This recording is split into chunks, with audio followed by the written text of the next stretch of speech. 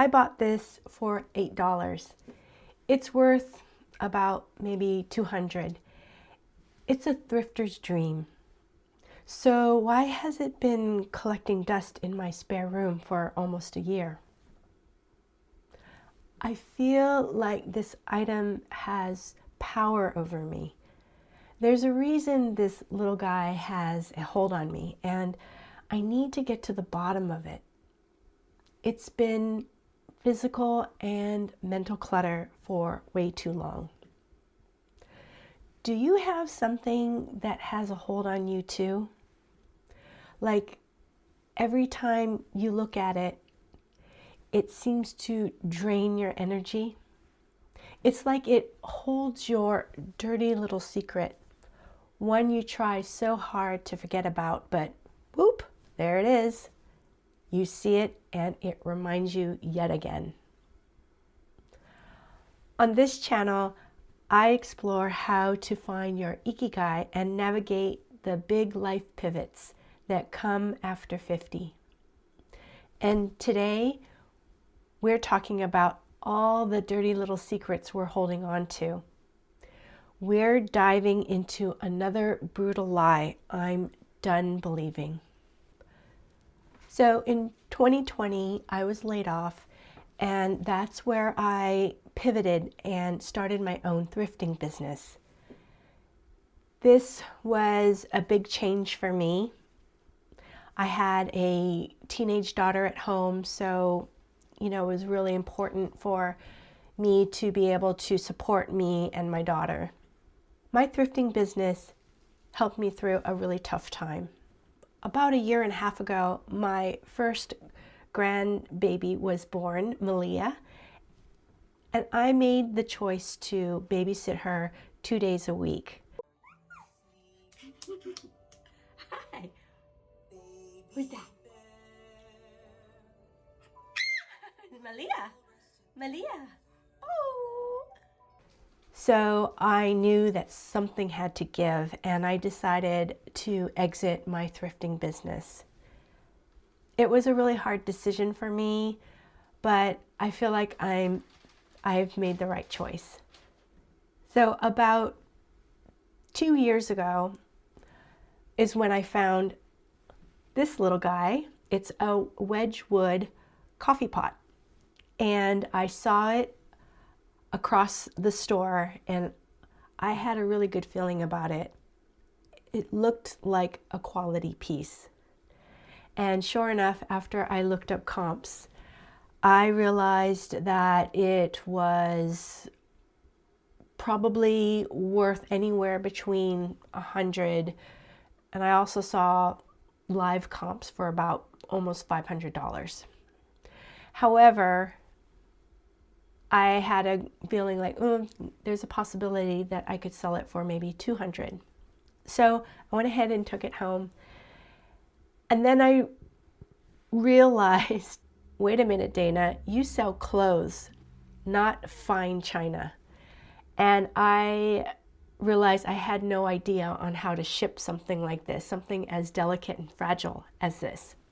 I decided, okay, it's a beautiful item. I'm going to keep it as my own, and I'm going to display it in my home. I probably displayed it for about a year, and then I realized it wasn't quite my vibe. It wasn't quite my aesthetic. So that's when I realized, okay, maybe it's not something that I want to display. Perhaps it's something I need to sell. So in the spare bedroom it went, which is my inventory room. And it sits in the dark for most of the day, collecting dust. I felt that this was a valuable item, that it had worth, that I should learn how to ship it so that I could list it and sell it. Or I should display it, because isn't it a really pretty, gorgeous piece? So what it started to do is it started to make me feel bad. And I didn't want to look at it anymore. I did some math, that changed my perspective. I've had this little coffee pot for about 2 years now. So let's say that's 730 days. If I had to rent a tiny little parking spot in my home for this item, just a few square inches, and it cost me just, I don't know, let's say $1 a day to park it here. That would mean I've spent $730 just to look at it and feel guilty. Is this coffee pot worth $730? No. And in my mind, it's not even worth $200 until I actually sell it for that amount. Today, I'm recording the story of the Wedgewood coffee pot. Found at Goodwill in 2024, price $8, potential $200. For 5 years, my thrifting business was my lifeline. It got me through some hard times after I was laid off in 2020. This business proved I had an eye for treasure, and this coffee pot became a trophy of that success. But for 2 years, that trophy turned into a burdensome anchor. It actually highlights one of my failings as a business owner. As I say goodbye to my thrifting business, it's time to say goodbye to you, little coffee pot. I don't have to keep holding on to you to remember my thrifting days. I'm memorializing the story behind this coffee pot today, so I can finally stop paying mental rent on it. This story is now safe in my journal and safe in my heart, which means this coffee pot no longer needs to take up space in my home and my mind. It's time to move it along to another home. After writing about Little Guy in my journal, I realized a lot about what our clutter is in general. We all might have the best intentions, especially when it comes to us realizing our clutter's potential. I'm going to learn how to ship bone china. I'm going to list this on 3 different platforms. But just thinking about the work that I need to do makes me want to close the door and walk away. What should I do? I'm still so unsure, and it really is taking up much more mental space and stress than it should. I know as a professional thrifter and business owner, I should list this. But as me, Dana, the person who is exiting this business, I'm ready to just walk away from the potential of a $200 sale. Little coffee pot, I just knew you were amazing. I could see that from across the store. You're so pretty, but you're just not my type. I don't think you quite get along with my other keepsakes. It's me, not you, and it's all my fault. I just couldn't make the commitment to list you. So here's what I've decided. I'm giving Little Coffee Pot away.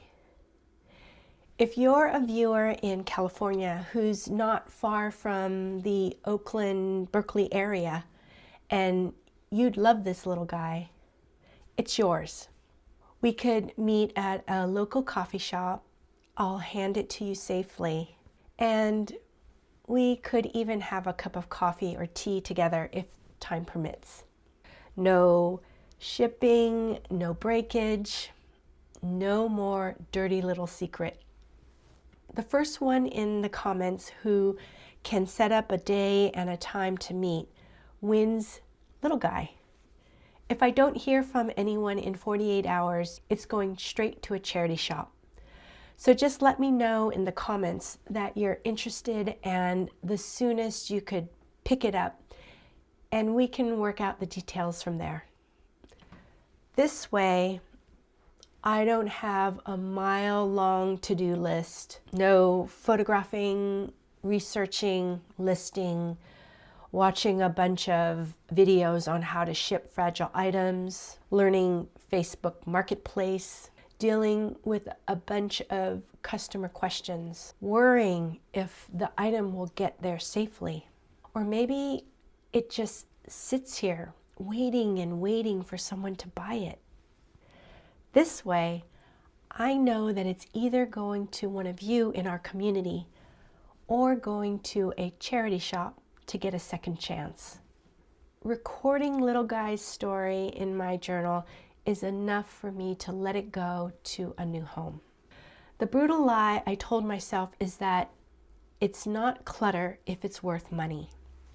I thought because it had value, I had to sell it. But the truth is, if it's weighing on my mind, it's the most expensive clutter I own.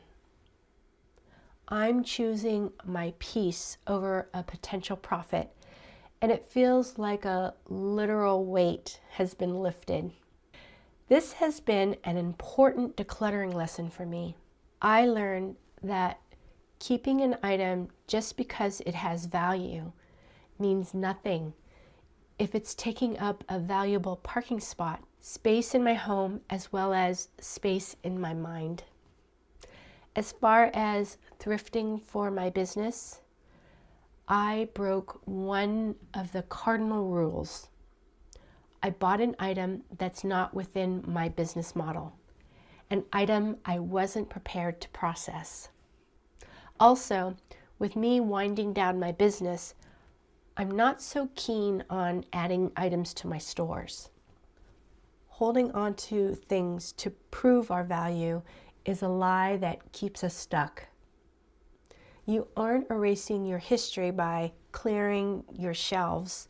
You're finally making room for your future. Now that you've seen how physical clutter can hide a deeper lie, you might be wondering what else is holding you back. If you're ready to dismantle more of these beliefs that keep us stalled, click right here to watch the rest of the Brutal Lie series. And I also plan to keep adding to the series, so please subscribe. Thanks so much for watching. I hope you find wellness and purpose today and every day. See you next time.